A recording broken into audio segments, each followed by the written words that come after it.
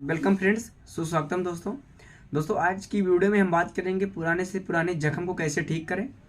इस पुराने जख्म को ठीक करने के लिए कौन कौन सी मेडिसिन का प्रयोग करना चाहिए और क्या ये इंजेक्शन से ठीक किया जा सकता है। बात करते हैं कि ये पुराने जख्म होते क्या हैं। देखिए कि मान लीजिए कि किसी भी चीज़ से अगर आपको आपके बॉडी में, आपके शरीर में कहीं पे किसी चीज़ से आपके पैरों में या कहीं पे जख्म है और उसमें कट लगने के कारण से कोई जख्म हो गया, या कभी कभी क्या होता है कि कभी चोट लगने से भी जख्म हो गया। ठीक है, तो जब जख्म हो जाता है किसी चीज़ में, किसी भी पार्ट में, शरीर के किसी भी पार्ट में अगर आपका जख्म हो गया है तो उसको कैसे ठीक करना है। अब होता है क्या कि बहुत सारे लोगों का जख्म ठीक ही नहीं होता है, तो उसके पीछे 4 से 5 कारण हैं। वो पांच कौन कौन से कारण हैं जिनके पीछे की वजह से ये जख्म ठीक नहीं होते हैं, और उनको टेस्ट कराना चाहिए, तभी ये पॉसिबल है। ठीक है, तो वीडियो को लास्ट तक देखना। अगर चैनल पे नए चैनल को सब्सक्राइब करना। चलिए वीडियो की शुरुआत करते हैं। बात करते हैं डिटेल्स में हम कि पुराने जख्म को कैसे ठीक करें।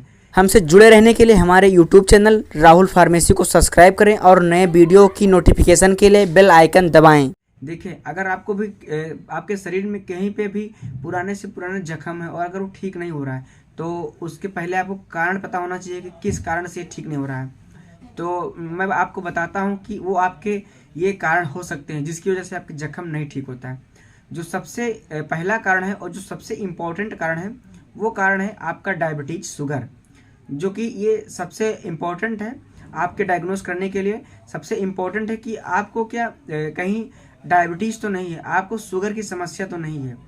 तो सबसे पहले आपको अपने नज़दीकी हॉस्पिटल में जाना है और आपने शुगर टेस्ट को करवाना है। अगर आपका शुगर, जो ब्लड शुगर होता है, अगर वो बढ़ा निकलता है तो आपको पहले उसकी मेडिसिन लेना होगा। अगर आपका शुगर नॉर्मल होता है तो नॉर्मल हो जैसे शुगर होगा तो आपका जो जख्म है, इन्फ्लामेशन है, वो आपका कंप्लीटली ठीक हो जाएगा। ठीक है, जो दूसरा रीज़न है ये होता है कि आपका जब आप किसी चीज़ से आपको इन्फेक्शन हुआ स्किन पे, मान लीजिए किसी पुराने चीज़, किसी पुराने लोहा से आपको स्किन पे इन्फेक्शन हो गया और आपने उस कंडीशन में आपने ऐसे उसको ट्रीटमेंट किया नॉर्मली तरह से, आपने कोई भी ऑइंटमेंट, क्रीम, मलहम लगा करके आपने ऐसे उसको छोड़ दिया और वो ठीक नहीं हुआ, तो उसका दूसरा रीज़न ये हो सकता है कि आपको टिटनेस का जो इंजेक्शन आता है वो नहीं लगवाया, उसके वजह से वो जो वायरस होता है वो प्रॉब्लम कर रहा है आपको। ठीक है, तो 2 रीज़न हुए। तीसरा रीज़न ये है कि आपका जख्म पार्टिकुलर कैसा, किस पार्ट पे है, और उस पर आप अच्छे तरीके से ट्रीटमेंट कर पाते हैं, नहीं कर पाते हैं, या आपका ट्रीटमेंट बार बार करने से कोई रिस्पांस नहीं मिलता है। तो वो तीसरा कारण ये है कि आप अपने स्किन को साफ सुथरा नहीं रखते हो। ठीक है, जिस जगह पे इन्फेक्शन है, जिस जगह पे पुराना जख्म है, घाव है, और मान लीजिए कोई भी घाव हो सकता है, वो मान लीजिए कि कभी कभी ऑपरेशन होता है, उसका भी स्किन में इन्फेक्शन होना, वो भी घाव की प्रॉब्लम होती है, वो भी ठीक नहीं होती। ठीक है, तो ऐसे में क्या करना चाहिए, आपको बहुत सावधानी रखना चाहिए। चौथा रीजन ये होता है कि आपके बार बार जख्म पे बाहरी वस्तु का लगना, मच्छर का बैठना, या आपके जो मक्खी होती हैं, एक ब्लू कलर की आती है मक्खी, उसका बैठ जाना, उससे भी बैक्टीरिया आपके बॉडी में पहुंचती है, वो जो कि आपकी ठीक नहीं होगी प्रॉपर। ठीक है, आप कितना भी ट्रीटमेंट कर लें। तो ये रीजन है जो इन कारणों से आपके जख्म नहीं ठीक होते हैं। अगर इन 4 कारण में से अगर आपको कोई एक प्रॉब्लम है तो आपको सबसे पहले अब इस प्रॉब्लम को ठीक करना। प्रॉब्लम करने के बाद में आपकी मेडिसिन जो चलेगी वो पुराने से पुराने जख्म को ठीक कर देगी। तो ये 4 कारण आपको हमेशा आपको ध्यान रखना कि कहीं ऐसा तो नहीं कि इन 4 कारण की वजह से मुझे पुराने जख्म नहीं ठीक होते। अब बात करते हैं कि कैसे ट्रीटमेंट करना है। तो अगर पुराना जख्म है कहीं पे और जख्म ठीक नहीं होता, दर्द है, उसमें घाव है, ब्लड भी आ जाता है कभी कभी, तो उसके लिए एक इंजेक्शन आता है, प्लासेंट्रेक्स इंजेक्शन। प्लासेंट्रेक्स इंजेक्शन को आपको डेली लगवाना है। आईबी मतलब होता है इंट्रावेनस। इस इंजेक्शन की डोज जो होती है वो 7 इंजेक्शन की डोज होती है जख्म को ठीक करने के लिए। तो इस प्लासेंट्रेक्स इंजेक्शन को आपको 7 डेज तक लगातार यूज करना है।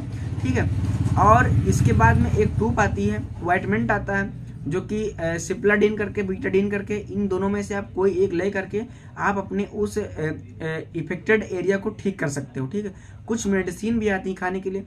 मेडिसिन में है जैसे कि पैरासीटामॉल हो गया, बुखार वगैरह आता है तो खा सकते हैं, या एंटीबायोटिक ले सकते हैं जैसे कि मोक्सिक सीबी हो गई, जीरोडाल एसपी हो गया, ओमना कार्टिल हो गया, पेंटॉप डीएसआर हो गया। ये 4 कॉमनली मेडिसिन हैं जो कि आपको कंटिन्यूज यूज करना है। और ठीक है, और फिर आपको लिस्टेड बना के रखना कि 15 दिन पहले कैसा था मेरा जख्म और 15 दिन बाद कैसा है मेडिसिन कंटिन्यू करने के बाद में। तो आपको बिल्कुल घबराना नहीं है, ठीक है। जितनी मैंने मेडिसिन बताई, इन मेडिसिन को लगातार आपको यूज करना है, इस इंजेक्शन को आपको लगातार यूज करना है, ठीक है। 100% आपको रिजल्ट मिलेगा, कोई टेंशन कोई घबराने की बात बिल्कुल नहीं है। और अगर आपको कोई और जानकारी चाहिएगा तो कमेंट करना, और आई बटन में मेरा लिंक है वीडियो का, आप देख लेना। और डिस्क्रिप्शन में मेरा बहुत सारे वीडियो का लिंक है TLCs के कैसे ठीक करें।